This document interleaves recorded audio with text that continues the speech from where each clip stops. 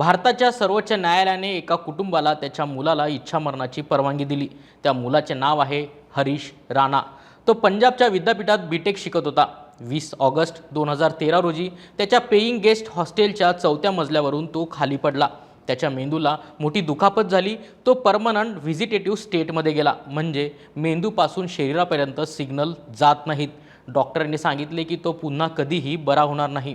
तरीही सुमारे 12 वर्षांपेक्षा जास्त काळ त्याला क्लिनिकल असिस्टेड न्यूट्रिशन आणि हायड्रेशन म्हणजे पेक ट्यूबद्वारे अन्न आणि पाणी दिले जात होते। हे प्रकरण उच्च न्यायालयातून सर्वोच्च न्यायालयात गेले। सुनावणी करताना न्यायाधीश देखील भावूक झाले होते। बुधवारी 11 मार्चला न्यायमूर्ती JB पाद्रीवाला आणि VK विश्वनाथन यांच्या बेंचने शेवटी निर्णय दिला। त्यांनी हरीशच्या आईवडिलांना त्याचे उपचार थांबवण्याची परवानगी दिली।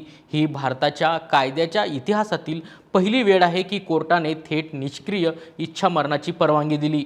न्यायमूर्ती पाद्रीवाला भावूक झाले होते। हे दाखवते की देशाने इतकी वर्ष टाळलेला हा निर्णय किती कठीण होता। महाभारतात एक छोटी घटना आहे जी सहज नजरेतून सुटते। कुरुक्षेत्राच्या युद्धभूमीवर भीष्म बाणांच्या अंथरुणावर पडलेले आहेत। ते जखमी आहेत। ते कधीही मरू शकतात, पण ते मरत नाहीत, कारण भीष्मांना वरदान मिळाले होते स्वतःच्या मृत्यूचा क्षण निवडण्याचे। त्यामुळे ते उत्तर नारायणाची, सूर्य उत्तरेकडे जाण्याची वाट पाहतात, एक जाणीवपूर्वक सन्मानाने निरोप घेण्यासाठी। हजारो वर्षापासून भारत मृत्यूबाबत जगातील सर्वात विचार करणाऱ्या संस्कृतींपैकी एक देश आहे।